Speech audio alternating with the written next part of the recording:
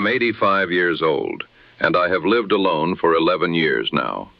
So when I tell you what I am about to tell you, I need you to know it comes from someone who has stood in that same bathroom, in the dark, at 2 in the morning, and understood exactly how fast everything can change. Because it can change in a second. 1 second you are fine, the next second you are on the floor. And the thing that scares me most is not the fall itself, it is what happens after, the waiting, the not being able to get up, the wondering if anyone will come. I have thought about that. I bet you have too. So stay with me today, because before I am done, I am going to tell you about one specific thing you can do tonight, before you go to bed, that costs almost nothing, and could be the difference between getting up on your own and not getting up at all. One small thing, and I promise I will get there. Just stay with me.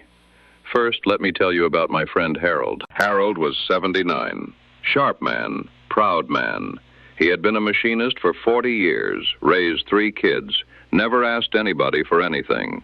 He told me once that the thing he feared most in life was becoming a burden to his daughter. He said it like it was worse than dying. Harold fell in his bathroom on a Tuesday night. He had gotten up to use the toilet around midnight. He did not turn the light on because he had walked that same path 1,000 times. He knew where everything was, or he thought he did. His wife had moved the small rug near the sink a few inches, just a few inches, and that was enough. He was on the floor for 4 hours before his daughter found him in the morning.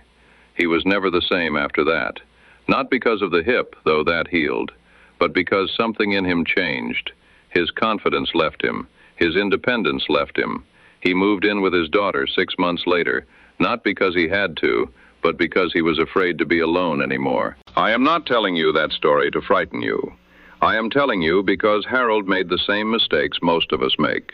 Not out of carelessness, out of habit, out of not knowing. And those mistakes are quiet. They sit in your bathroom right now, and you probably cannot see them. That is what I want to talk to you about today. The bathroom is the most dangerous room in your home if you are over 65. I did not make that up. The hospitals see it every single day. Falls in the bathroom send more older adults to the emergency room than almost anything else. And most of those falls happen not because someone was clumsy or weak or careless. They happen because of specific, fixable mistakes that almost everyone is making without realizing it. I know because I was making them too. When my doctor first started asking me about my bathroom setup, I thought it was a bit silly. I am not a child, I thought. I have been taking care of myself for 8 decades. But then he walked me through a few things, and I sat there feeling a little embarrassed, because the mistakes he described were exactly what I had at home. So let me walk you through what I learned, and let me do it the way I would if we were sitting at my kitchen table together. The first mistake is the one that got Harold, the rug. Most of us have a small bathroom rug, maybe 2. One by the toilet, one outside the shower or tub. We have had them so long we do not even see them anymore. They feel safe to us because they are soft and they catch the water so we do not slip. But here is what nobody tells you. Those rugs move, not much, but enough. And when you are half asleep at 2 in the morning and your foot catches the edge of one that has shifted half an inch, your body does not have time to adjust. You are down before you know what happened. The fix for this one is almost free. If you love your rugs, go to any hardware store or dollar store and buy rug grippers. They are little sticky pads that go under the corners. They cost almost nothing. You press them to the floor, you press the rug down on top of them, and that rug is not going anywhere. Or, and this is what I finally did, you take the rugs out entirely. I know that feels strange at first. I stood there looking at my bare bathroom floor and it felt wrong somehow. Cold, unfamiliar. But you know what? I stopped worrying about tripping on them. And a non-slip bath mat inside the tub does the same job without the risk. Think about what you have to lose if you keep that rug and it catches your foot one night. Think about Harold. The second mistake is the light, or the lack of it. We turn off the bathroom light at night because we do not want to wake our spouse, or we are just used to doing it in the dark, or the overhead light is too bright at 2 in the morning and hurts our eyes. I understand all of that. I have done all of that. But here is the truth. Your eyes at 65, 70, 80 years old are not the same eyes you had at 40. It takes longer for them to adjust. The shapes in a dark room are less clear. The edge of the step into the shower looks the same as the flat floor for just a moment too long. And that moment is all it takes. The fix here is a nightlight. A simple, small, plug-in nightlight. Not a bright one, just enough to see the shapes. The toilet, the edge of the tub, the floor. You can find them for $2 or $3. Some of them have little sensors, so they come on automatically when it gets dark. You plug them in and forget about them. I have one in my bathroom and one in the hallway between my bedroom and the bathroom. I got up last winter at 3 in the morning and I could see exactly where I was going.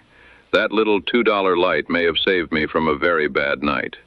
Ask yourself this: if something happened to you tonight, in the dark, in that bathroom, who would find you? How long would it take? Is that a risk worth taking for the sake of not wanting to get up and flip a switch? The third mistake is the toilet. This one surprised me when I first heard it. The toilet seems like the safest part of the bathroom. You sit down, you stand up. What could go wrong? A lot, it turns out. The problem is the movement itself. Sitting down and standing back up is actually one of the most physically demanding things we do dozens of times a day. When you are younger, your legs handle it without thinking. But as we get older, that movement requires more from us. And when you are tired, or you have just woken up, or your legs are a little stiff from being in bed, that stand-up moment is when accidents happen. People grab the toilet tank. They grab the towel bar. They reach for the sink. And those things are not built to hold a person's weight. The towel bar pulls right out of the wall. The tank lid shifts. And then you are off balance. There is something called a raised toilet seat with handles, or a toilet safety frame.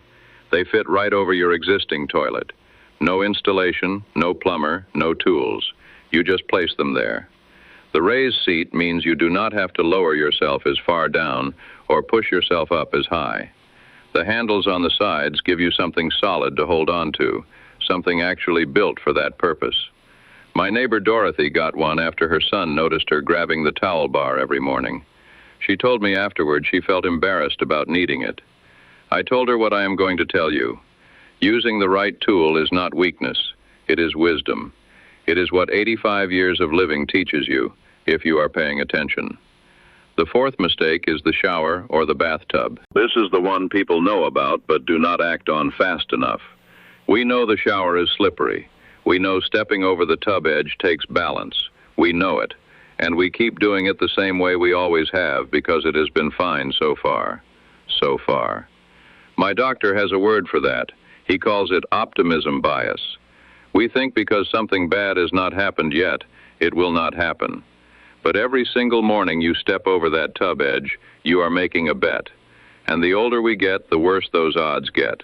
Not because we are weak, because the body changes, balance changes, reaction time changes. We cannot help that. The most important thing you can put in your shower or tub is a grab bar. Not a suction cup bar, I want to be clear about that, because suction cup bars can release without warning, and they are worse than nothing. I mean a real grab bar, one that is screwed into the wall stud. They are not expensive. A handyman can put one in for you in under an hour. Some communities have programs that will do it for free for seniors. I will come back to that in just a moment. Also inside the shower or tub, a non-slip mat, the kind with hundreds of little suction cups on the bottom that hold it firmly to the surface. Not a decorative one, a functional one. You can find them at any pharmacy or big box store. And if you are using a stand-up shower with a step, consider a small shower bench or seat. You can sit to wash your feet instead of standing on one leg. Standing on one leg in a wet shower is one of the riskiest things we do without thinking. A small bench changes that entirely. Now I want to pause here and remind you of what I promised you at the beginning. One specific thing you can do tonight, before bed. I have not forgotten. I am getting there. Just a couple more things you need to hear first. The fifth mistake is what you are wearing on your feet, or not wearing, as the case may be. Most falls do not happen in the shower. They happen in the moments around it. Walking to the bathroom in socks. Walking back in bare feet on a cold tile floor when your muscles are a little bit stiff. Shuffling in loose slippers that do not grip the way they should. My son visited me 2 years ago and looked down at my slippers and said, "Mom, those things are a hazard." I was a little offended. They were perfectly good slippers, soft and comfortable. But he pointed out that the soles were worn smooth and the backs were loose, and I had been kind of shuffling in them for months. He bought me a pair of non-slip slippers with a firm sole and a closed back. I felt silly wearing them at first. They were not as soft, but I stopped shuffling. My feet lifted properly when I walked, and I realized my old slippers had been quietly, slowly changing the way I moved, and I had not noticed. Good non-slip slippers or socks with grip pads on the bottom are one of the easiest and least expensive changes you can make, especially for the nighttime bathroom trip, especially on cold tile. The sixth mistake is the one almost nobody talks about, and it might be the most important one of all: medication timing. Many of us take medications: blood pressure medications, water pills, sleep aids, pain medications. Some of those medications affect balance. Some of them make you dizzy when you stand up too fast. Some of them work harder at certain times of day than others. A lot of falls happen within the first few minutes of getting out of bed at night. You stand up too fast, the blood pressure drops for just a moment, the room tilts slightly, and your body does not have time to catch up. Doctors have a name for it: orthostatic hypotension. It sounds complicated. It just means your blood pressure takes a second to adjust when you go from lying down to standing. If you take any medication that affects blood pressure or fluid balance, talk to your doctor specifically about the timing of your nighttime bathroom trips. Ask him or her whether any of your medications could be contributing to dizziness at night. Do not assume that because you have always taken them at that time it is fine. It is a question worth asking. It costs nothing to ask. And when you do get up at night, before you stand up, sit on the edge of the bed for 10 or 15 seconds first. Let your body adjust. Let the blood pressure stabilize. It is a small thing, and it takes almost no time, but it gives your body a moment to catch up with what you are asking it to do. Now, let me tell you about the free help. I mentioned earlier that some communities have programs that will put grab bars in your bathroom for free. This is real. It is not a scam. It is not too good to be true. Many local area agencies on aging, which exist in almost every county in the United States and Canada, offer home safety modification programs for seniors. They send someone to your home, they assess the safety risks, and in many cases they install grab bars, handrails, and other modifications at little or no cost to you. These programs are funded specifically to help older adults stay in their homes safely. To find yours, the easiest way is to call the Elder Care Locator. That number is 1-800-677-1116. You call, you give them your zip code, and they connect you to your local agency. Your adult children can call for you if you prefer. There is no obligation. There is no catch. There is no salesman. It is a government-funded service designed for exactly this situation. I called mine 2 years ago. A very kind woman named Patricia came to my home. She walked through my bathroom with me and pointed out 4 things I would never have thought of on my own. One of them genuinely surprised me. I had a threshold, a small raised strip between my bathroom and my bedroom floor, about 1 inch high. I had stepped over it every day for 9 years without thinking. She said that inch is where a lot of people go down. We put a small beveled transition strip over it so it is a gradual slope instead of a step. I think about that inch now, and I am glad she noticed it. Now, I promised you something. One thing you can do tonight before bed. Here it is. Tonight, when you go to brush your teeth, I want you to stand in the doorway of your bathroom and look at it like you are seeing it for the first time. Pretend you just woke up in the dark. Pretend your eyes are still adjusting. Pretend your legs are stiff and your balance is not quite right. Now ask yourself where the light is. Is there any? Ask yourself where the rug edges are. Can you see them? Ask yourself what you would grab if you started to go down. Is it something solid, something actually built to hold you? Or is it a towel bar, a toilet tank, a shower curtain rod? And then, if you do not have a nightlight in that bathroom, I want you to go find one tonight. Any small lamp, a flashlight on the counter, a phone charger light, anything. Just something that means you are not walking into total darkness at 2 in the morning. That is the one thing, a little light. Tonight, it will not fix everything, but it will make that walk safer tonight than it was last night. And safer tonight is all we are asking for right now. I think about Harold sometimes. I think about what 4 hours on that floor must have felt like. The cold tile, the not knowing if anyone would come. And I think about what his daughter told me, that the hardest part was knowing it might have been prevented. Not definitely, but might have been. We cannot prevent everything, I know that. At 85, I know that better than most. But we can be honest about the risks that are sitting quietly in our homes right now. We can take the ones seriously that deserve to be taken seriously. And we can make the small changes that give us a little more time, a little more independence, a little more of the life we have worked for. Because that is what this is really about. Not fear, not hospitals, not worst-case scenarios. It is about staying in your own home, on your own terms, waking up in your own bed, making your own coffee, living your own life. That is worth a nightlight. That is worth a grab bar. That is worth one honest look at your bathroom tonight.